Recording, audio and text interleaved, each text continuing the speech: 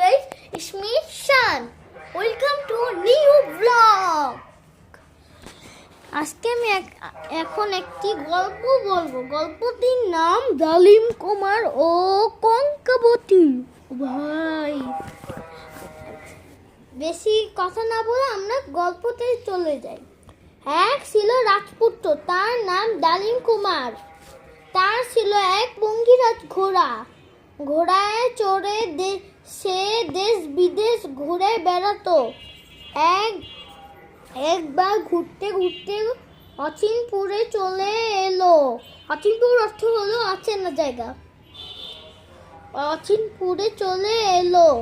তার অনেক ক্লান্ত লাগলো। সে গাছের ছায়ায় ঘুমিয়ে পড়লো।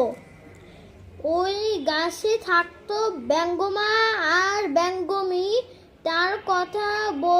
তারা কথা বলছিল। রাজকন্যা কঙ্কাবতীর কি হয়েছে জানো কি হয়েছে? ডালিম কুমারের ঘুম ভেঙে গেল। সে এখন রাক্ষসপুরীতে বন্দী। কি সর্বনাশ! রাক্ষসপুরী অনেক দূর, 7 সাগর 13 নদী ওপার। 7 সাগর 13 নদী ওপার। ডালিম কুমার 7 সাগর 13 নদী পার হলো।